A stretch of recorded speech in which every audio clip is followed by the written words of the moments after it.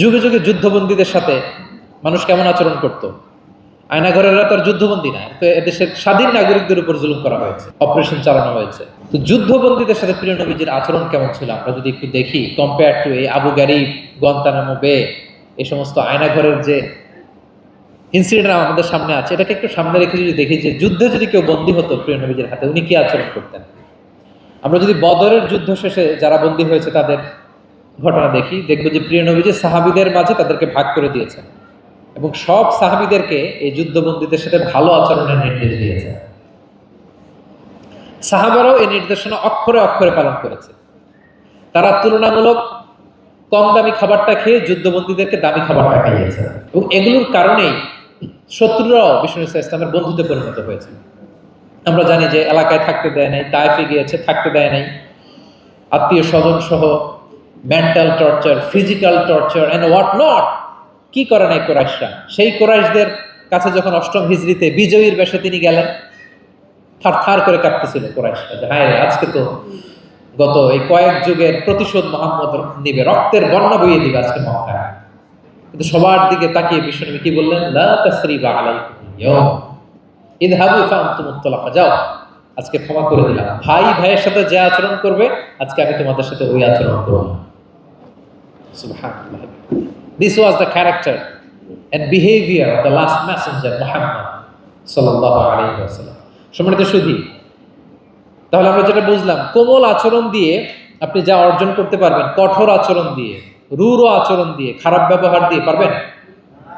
সবাই বলেন তো পারবেন? ব্যক্তি তার সুন্দর আচরণ দিয়ে খুব সহজেই অন্যের মাঝে প্রভাব বিস্তার করতে পারে। আমরা দেখেছি যে প্রিয় নবী শিশুদের সাথে, নারীদের সাথে, বন্ধুর সাথে, শত্রুর সাথে অমায়িক আচরণ করেছেন। এক্সাম্পলারি বিহেভিয়ার, অমায়িক আচরণ। আমরা যেন সেই আচরণের অধিকারী হতে পারি, আমরা যেন সেই ব্যবহারের অধিকারী হতে পারি। প্রিয় নবীজি যেমনি তার কোমল আচরণ দিয়ে, মার্জিত, পরিশীলিত, অমায়িক, মাধুর্যপূর্ণ আচরণ দিয়ে মানব মণ্ডলীর হৃদয় জয় করেছেন, আমরাও যেন আমাদের আচরণকে সেভাবে পরিশীলিত করতে পারি। একটা কঠিন সিচুয়েশন যখন আমরা রিঅ্যাক্ট করি, রেগে যাই, ফকির এসে যদি আপনার জামা ধরে টানতে, ওরা কি দিবেন? কি করবেন?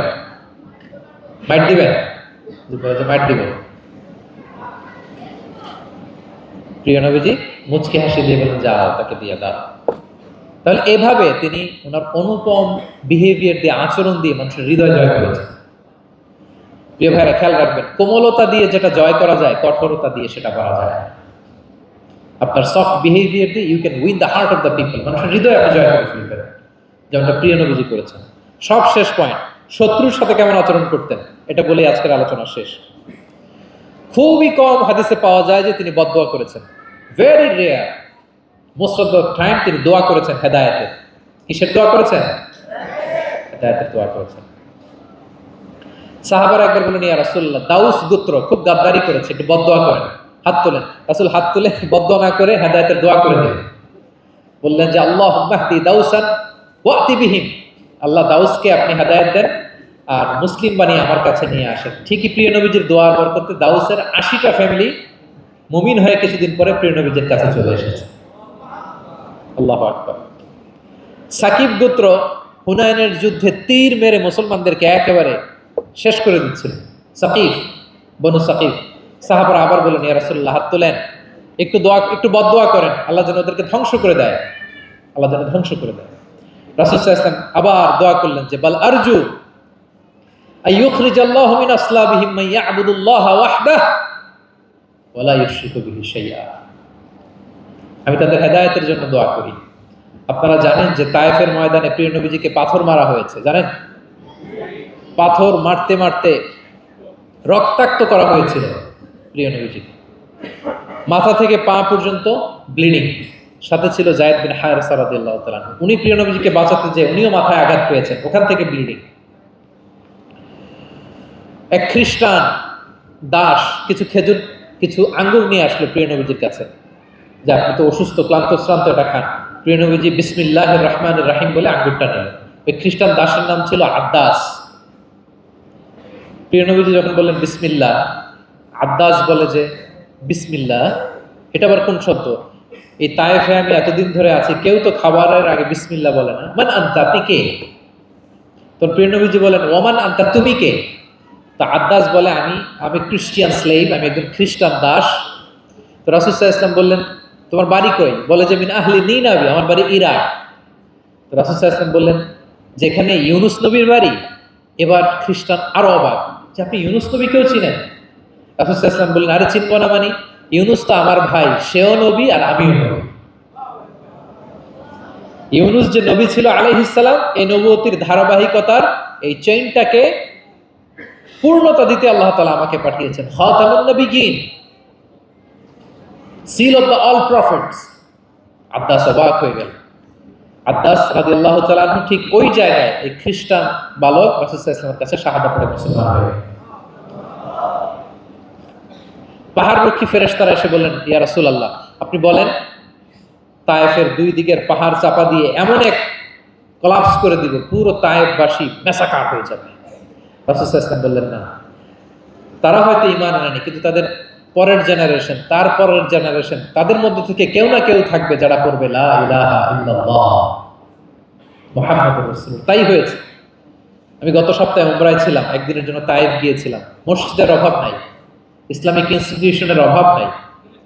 প্রিয় নবীজির সেই দোয়া সত্যিই বাস্তবায়িত হয়েছে। তায়েফবাসী তখন ঈমান আনে নাই, কিন্তু এখন লক্ষ লক্ষ মুসলিম কালেমার পতাকাবাহী বীর সেনানী তায়েফের জমিনে আছে না নাই? শত্রুদের সাথে তিনি এমন আচরণ করেছেন। উহুদের ময়দানে রক্তাক্ত হয়েছেন, দাঁত ভেঙেছে, হেলমেট ভেঙে দন্দন মোবারক শহীদ হয়েছে বিশ্বনবী।